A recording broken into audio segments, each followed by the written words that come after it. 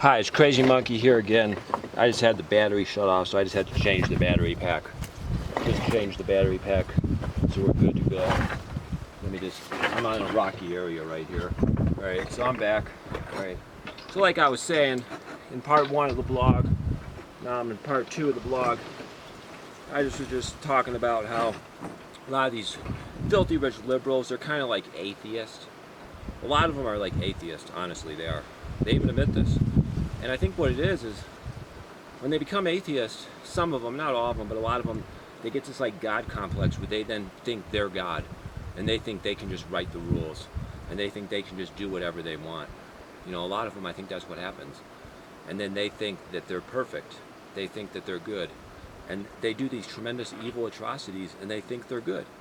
And you see this all the time in these communist socialist countries where the leadership, you know, does these terrible atrocities, kills all these people, but they see themselves as good. They see themselves as the good guys. Just like in Hollywood today, just like with these filthy rich liberal techies in San Francisco and San Jose, and these filthy rich liberal, these limousine liberals all over the place in Manhattan and San Francisco and San Jose and LA and Seattle and all over the country, especially in these liberal leftist cities, you know, living in their multiple $1-million mansions. You know, they see themselves as the good guys, even though you can prove to them that they're actually doing tremendous evil. And do they change? Like, you can like go to some Hollywood liberal elite and say you live in 3 palaces. Your houses, your mansion palaces are worth $50 million. You got $200 million in investments. You're filthy rich. You got like 8 illegal aliens cleaning your houses, watching your children. 6 of those women were viciously raped. And they just don't care. You say you could build a wall, prevent these rapes from happening. They just refuse to build the wall. They just refuse. They won't do it. They just won't do it. They just want to virtue signal and pretend they're better than everybody. And it's just really, really sick. It's really, really sick. And you can see the mentality of the leftists in San Francisco. You can see the mentality of the leftists in these tech companies like in San Jose and San Francisco. You can see the mentality of these limousine liberals, these Hollywood, filthy, disgusting leftist elitists. You can see their mentality. It's just like Hitler's mentality. It's just like Pol Pot's mentality. It's just like Joseph Stalin's mentality. It's just like these leftist, communist, socialist dictators in Venezuela, Cuba, you know, China, Chairman Mao in China. You know, it's just like the mentality of those leftist leaders in those communist countries. It's the same exact mentality, and it will lead to the exact same results. So when America goes towards this socialism, we're going to turn into Venezuela, and we're going to have a police state, a security police state, just like North Korea. That's what's going to happen to this country. We're going to become like a Venezuela, Cuba type country with a police state like Venezuela. I mean, a police state like North Korea and China. Sorry, I meant we're going to become like Cuba and Venezuela with a police state like China and North Korea. And that's what's going to happen. And the Hollywood pig elites, these Hollywood leftist pig elites, these liberal leftists in San Francisco, these techie leftist communists in San Francisco, San Jose, they're going to love it. They're going to love it, and they're going to promote it. And it's just sick. And then they're going to think they're gods, and they're going to think they're better than us, and they're going to bash our brains in. They're going to bash us. They're going to viciously attack us. And then they're going to be billionaires and millionaires at the top. We're going to be dirt poor slaves at the bottom. And then they're going to think they're gods, and they're going to think they're better than us. And I just think it's really, really sick. I just want to say that real quick.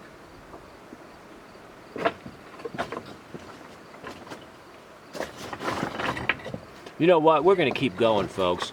We're going to keep going. We ain't done yet. We ain't done yet. We're going to keep going. I just want to say something real quick.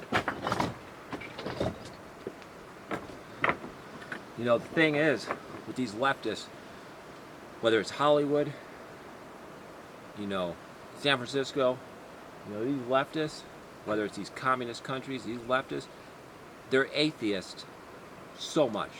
Like, virtually all of them are atheists. And they admit this. They admit this. You ask them and they admit it. And that's really part of the problem, because they don't believe in God. So, the real solution, you know, the real solution against these socialists, against these communists, the real solution is, you know, you got to be a center-right country, you know, modern conservative country, and you gotta basically believe in God and listen to God and Jesus and what they have to say, and be moderate, be conservative, moderate, but listen to what God and Jesus have to say, and that will literally lead you to a good life. That will lead you to a good life. And you look at the millennials, you look at the socialists that are not rich. The rich people, the rich socialists, as we know, they commit a lot of atrocities. Whether you look at, the rich communists, the rich socialists in Venezuela, the government leadership in Cuba, Venezuela, China, North Korea, Stalinist Russia, Stalinist Soviet Union, that's what I meant to say, Stalinist Soviet Union, Hitler's Germany. The rich elites in government, they commit terrible atrocities. And when you look at the reality is a lot of those rich elites were atheists, committing those terrible atrocities. And the reality is that when you look at, say, the good conservative Christians and say that fought World War II, they came back to America after they fought World War II and defeated the National Socialist Hitler. And after they defeated Hitler in Nazi Germany, Nazi Socialist Germany, after they did that, they came back to America and they bought, small brick houses, and, they had their wife, their 2 kids, their dog named Spot. They went to church, they believed in Jesus and God, they went to church, and they had good lives. They had good lives. And you look at these millennials today, these millennials are so washed up. They're so washed up, and, their lives are just a mess. Their lives are a mess. And I just want to say that real quick. We'll talk later in another vlog update.